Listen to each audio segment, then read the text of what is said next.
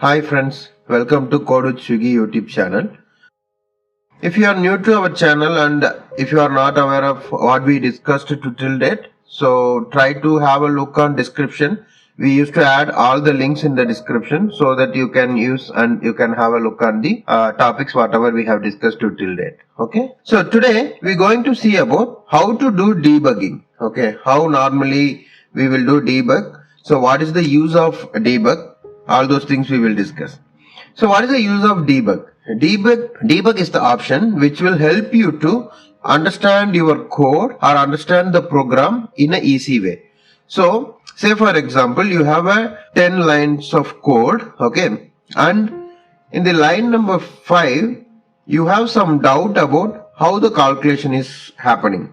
Okay, then you can set the breakpoint in line number 5 to stop your execution. Then manually you can execute your program. Okay, we have options like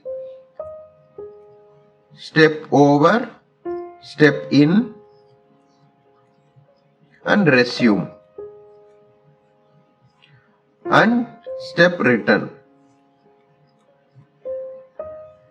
So we have options like step over, step in, resume, and step return. So we have so many options to execute the program manually. Okay.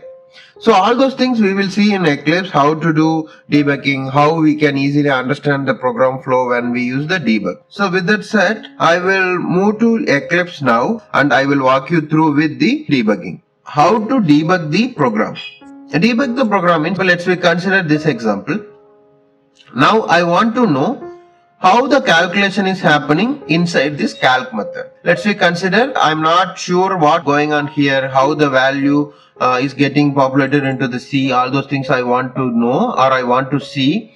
Then you can very well go ahead and set the breakpoint in the main method or in the main execution. Then whenever the program comes here, right, it will get stopped. Then manually you have to use the options which is available for debugging. Then you can understand the program flow. Okay, fine. Now I'm setting breakpoint in line number 7. I'm just setting up one more breakpoint in line number 10. So how to set this breakpoint? Okay, if you double click, then the breakpoint will get set. So if you want to unset the breakpoint, then just again double click on that breakpoint. See? So it will go away. Fine. So I want to set it in line number 7 and then line number 10. Fine. So how to debug the program? Okay. So you have set the debug points and then if you go and run the program as run as, then the program will not get stopped. Okay. Because if you do the run as, it will not consider the debug points. Okay.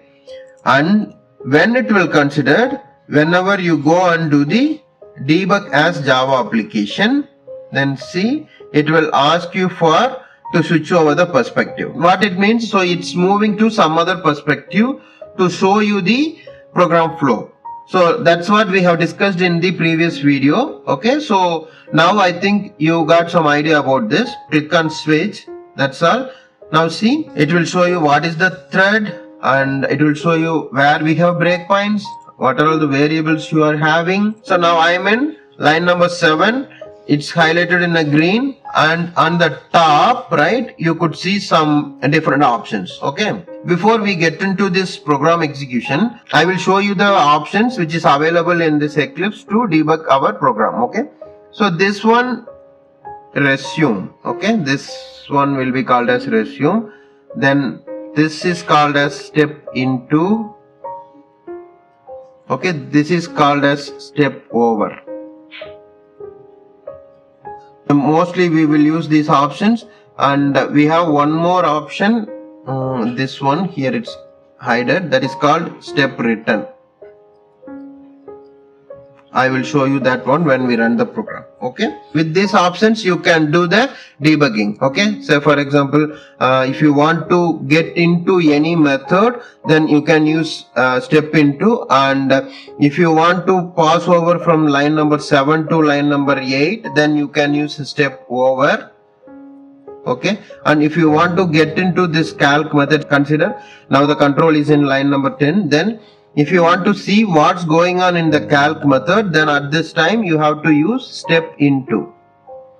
then it will take you to this calc method, and then you can see what's going on when you run this program. Okay, say for example, what initial value we have in C, after this A into B, what we are getting in C, all those things you can visually see in the variable sections. Okay, fine. Now we will try to run this program, and we will try to use the options, and we will see how it's going. Okay, so as I said, currently we are in line number 7. The execution is stopped for us. So now I want to do step over because it's just a print. So I want to go to step over. So see, the control is moved from 7 to 9, and in the console you are able to see the output, right? And in the variable section, what you are able to see, println returned, no explicit return value. So it don't have any return value. So it's just a value. That's what it's communicating. Fine.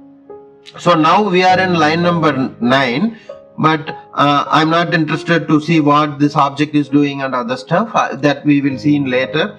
But I'm little bit curious about this calc function, right? So we will go to step over again, so that the control will come to line number 10. Now we are in line number 10. At this point, if you do step into, see, the control directly moved to line number 17, even though you don't have any breakpoint in the calc function.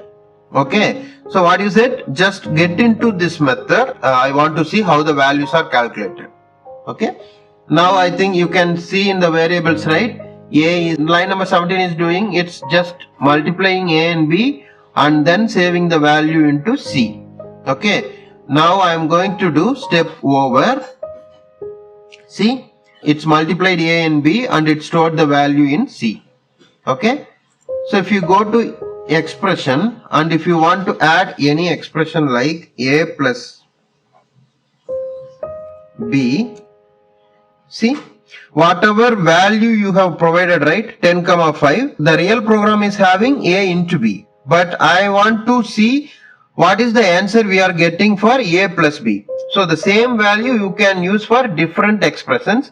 So that's what this expression means. So say for example, if you want to do A minus 3 or 2,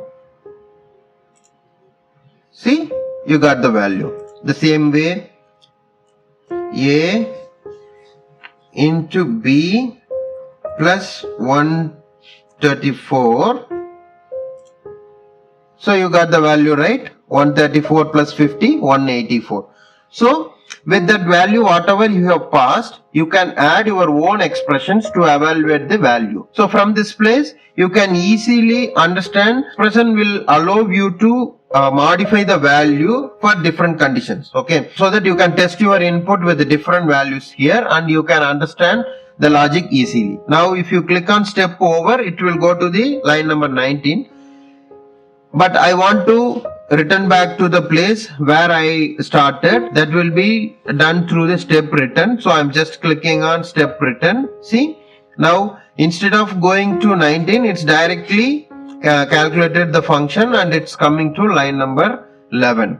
Okay, see, now you will get a error because the value whatever assigned, right, for A and B, it's just done with its calculation. It's out of scope now, so that's why you are getting error in expressions. Okay, so you can evaluate the expression when you are in the scope. Now you do step over or resume also you can do. If you do, then that's all. The program is terminated, disconnected. See, the thread is disconnected and it's terminated as well.